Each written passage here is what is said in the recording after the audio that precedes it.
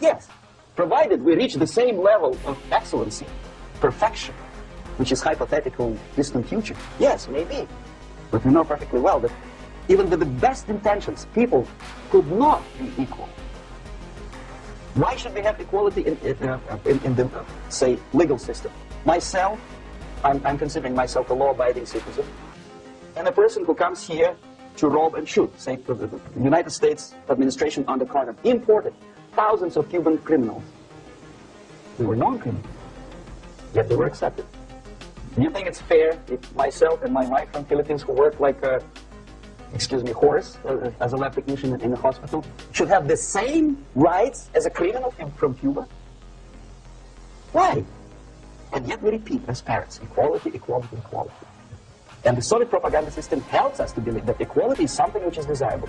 Democracy, as it was established by fathers of this country, of this system, in the last century, is not equality. It's the system where different people, unequal people, have a chance to survive and help each other in constant competition, in constant perfection. Not inequality, which is superimposed from a godfather or a nice person in Washington, D.C. And the absolute equality exists in Soviet Union, quote-unquote equality. Everybody is equal in dirt, except some people are more equal than the others in Politburo. Okay, labor relations. At this stage, within 15 to 20 years, we destroy the traditionally established links of bargaining between employer and employee. The classical Marxist-Leninist theory of natural exchange of goods. Person A has 5 sacks of grain and person B has 5 pairs of shoes. And the natural exchange without money is when they bargain between each other. And only with the introduction of the third force, C, an entirely third foreign stranger who says, no, don't give him 5 sacks of grain, give it to me, and you give me your 5 pairs of shoes, and I will distribute it accordingly, so that the economy will go.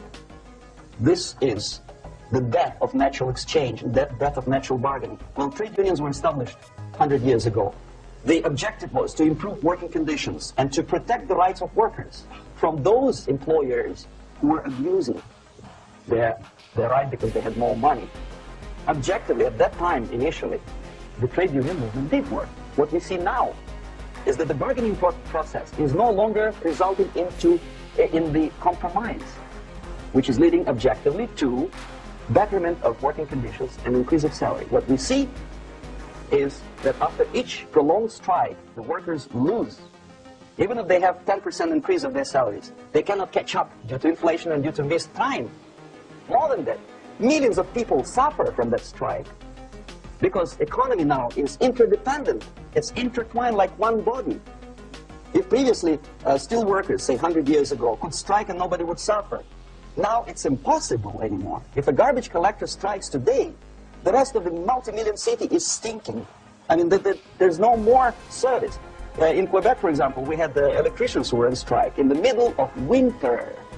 You can freeze your bottom, and they still were on strike. Did they catch up with the salary? No, they lost. Who benefited? The leaders of trade unions. What is the motivation for strike? Improving of workers' condition? No, obviously it's not. Then what is it? Ideology. Whenever trade union strikes, we have influx of propaganda, mass media, ideological dissemination. The workers' right, and we repeat it like parrots. Yes, workers' right. Whose rights? Workers? No. The only freedom of worker to sell his labor according to his own desire and will is taken away from him. By whom? By trade union boss. Unlimited power is given. Responsibility.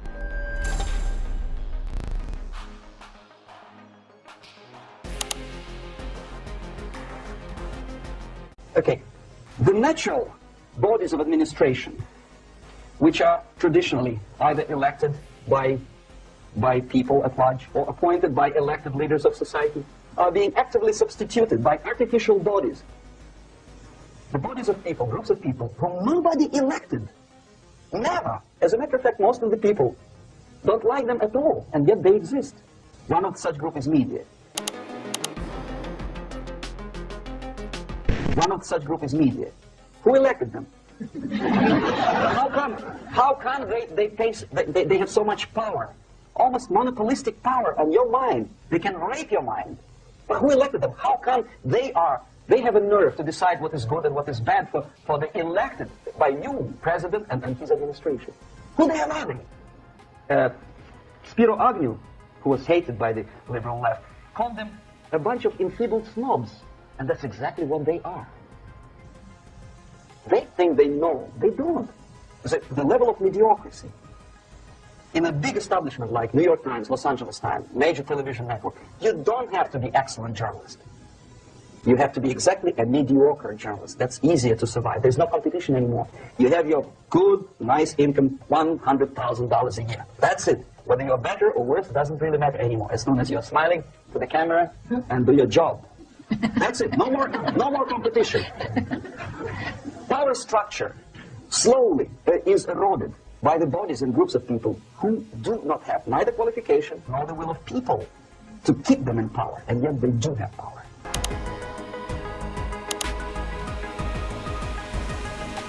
Law enforcement, law and order organization and structure is being eroded.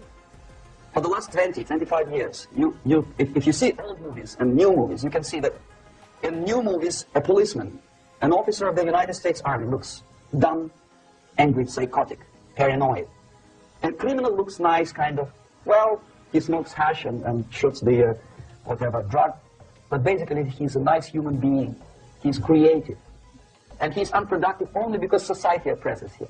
Whereby a general of Pentagon is always, by definition, a dumb, a war maniac.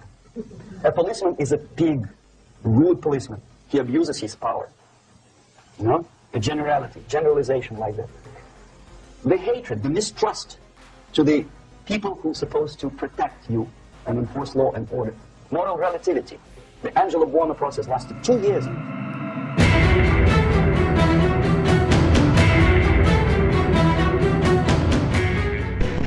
So, the moment you bring a country to the point of almost total demoralization, when nothing works anymore, when you are not sure whether it is right or wrong, good and bad, but there's no division between evil and good, when even the leaders of church sometimes say, well, violence for the sake of justice, especially social justice, is justified in countries like Nicaragua, El Salvador, well, maybe Rhodesia, and we listen to them and say, yeah, probably it's true. Is it true? No, it is not true. Violence is not justified, especially for the sake of quote-unquote social justice introduced by Marxist-Leninists. That is my former comment from Novosti Press Agency. Okay, so we reached that point. The next step is destabilization.